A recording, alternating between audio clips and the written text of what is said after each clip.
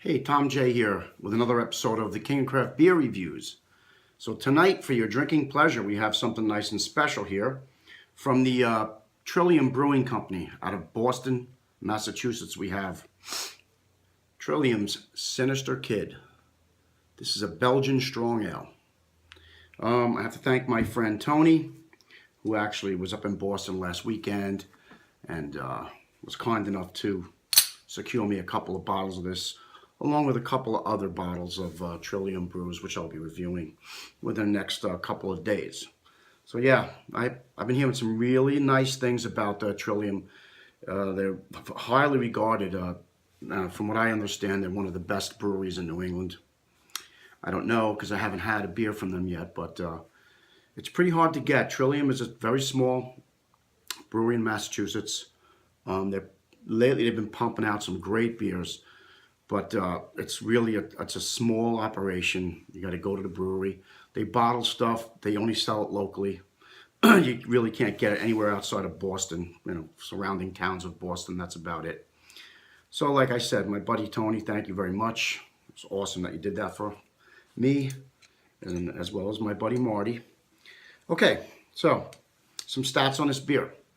Let's see. We got all right.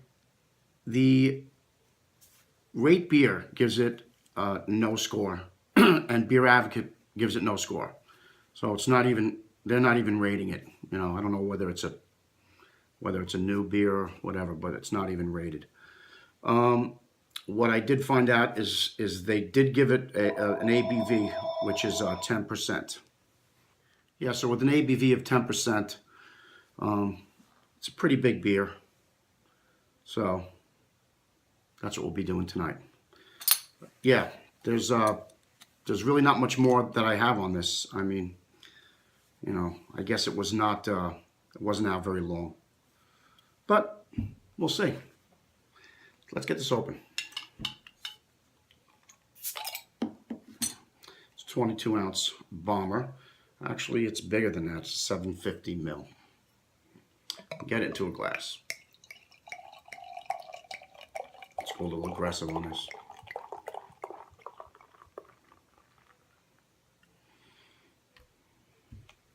Okay. All right.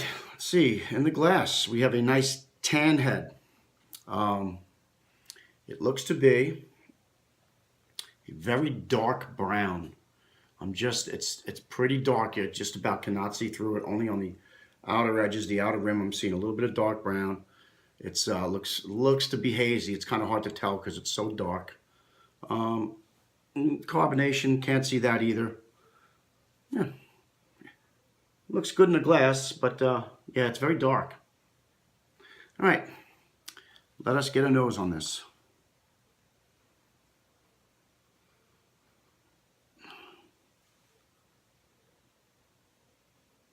All right, I'm smelling definitely some malts, some sweet malts. I'm smelling some fruitiness. Maybe a little caramel. Like I said, some dark fruits, maybe a little raisin. There's a nice underlying sweetness here. You can almost tell it's going to be a little bit sweet just by the smell of it. Yeah, it smells good. It smells malty, a little bready, like a brown bread type of thing going on. It doesn't have a tremendous nose. It's not really pronounced in the nose, but what I am picking up is very pleasant.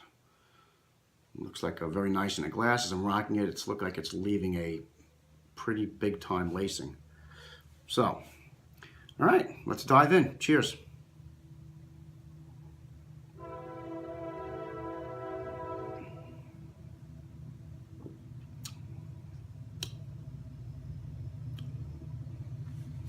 Wow. That is quite good. It's actually delicious.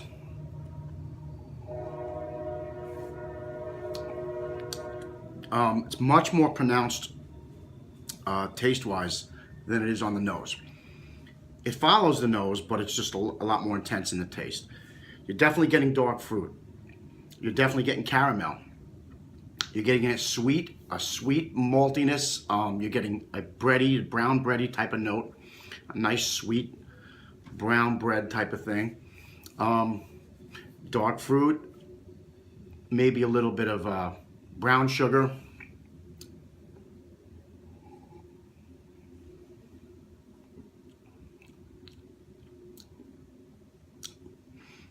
Yeah. Little cherry. Little cherry, little raisin. Definitely can tell that it's a Belgian. It's a Belgian beer. Definitely has some fruity esters going on in here. It's actually delicious. It's very good. The mouthfeel is it's pretty damn good. Smooth, semi-creamy going in. A decent amount of carbonation. I wouldn't say it's overly carbonated. It's probably a little bit less carbonated than some other beers I've had, but by no means is that a detractor. It actually makes it slide down better. It's pretty creamy. Yeah, it's very good. Nice mouthfeel. Just to give you an indicator, as it goes in, I'll give you middle of the palate and then the finish.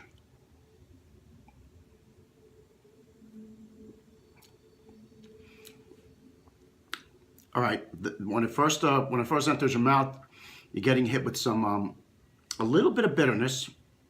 You're getting hit with a big blast of sweet bready malt. Towards the middle of the palate, you're tasting. Then you're starting to pick up all the fruitiness of it, the fruity esters, and still a little sweet. In the end, it's just a nice sweet bready finish with a slight bit of bitterness going on, but really not too much to speak of. I wouldn't. This might be maybe a 30 to 35 IBU. If we don't have it, but just from my own opinion, it's got to be around there.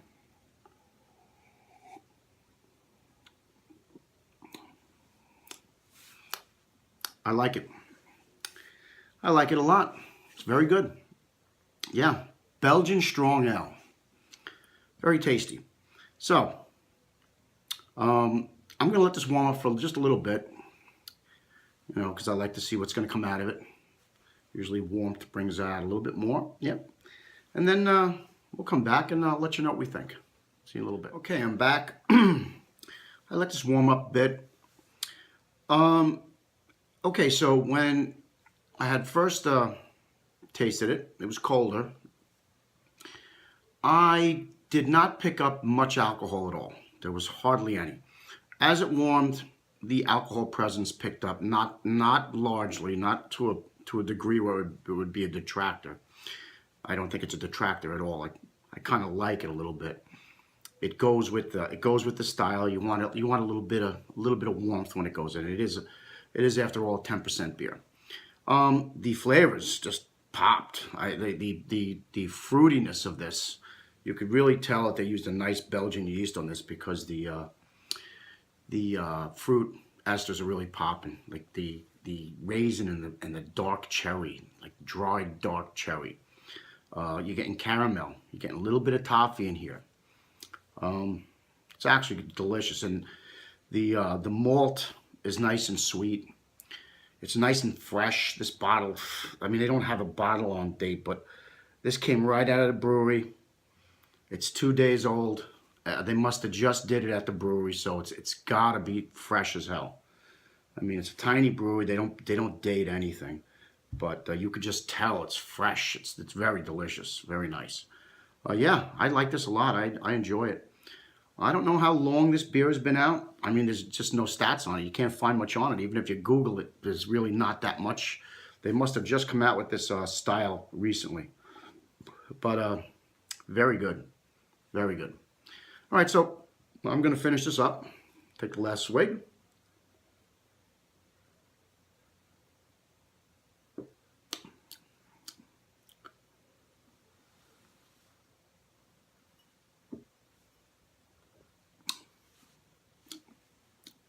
Yeah, it's very nice.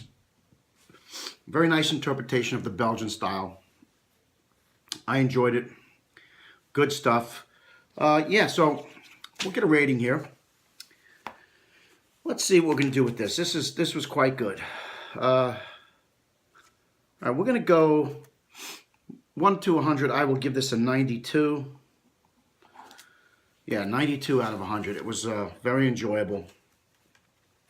Certainly a very nice Belgian-inspired beer. And I mean, if you can get your hands on this stuff here, it's very hard. Like Trillium is, like I said, it's a tiny little brewery. It's right in the middle of Boston. I mean, they have hardly any distribution. They only have like maybe a dozen places that you can even get it on tap. It's just a small little place, but they're putting out some kick-ass beers as of late. You know, from what I've read, you know, they've been really coming across with some good stuff. I managed to pick up 2 other beers. One's a porter, one's a stout. I really want to try a couple of their IPAs, but the day that my buddy Tony went was in Boston to pick it up, there was only one IPA and they had run out of it, you know, right before he got there. So that's the way it goes. Actually, he didn't even go there. A friend of his went there for him, did him a favor because he was going to be there, but he was going to be there later. So another friend of his got it for him. I don't know that friend's name, but I appreciate it. Either way, I appreciate it, Tony. Thank you very much. And yeah, good stuff. Gets a 92 from Tom J, King of Craft Beers. I'm going to be signing off, and until next time, just remember to drink responsibly. See you next time.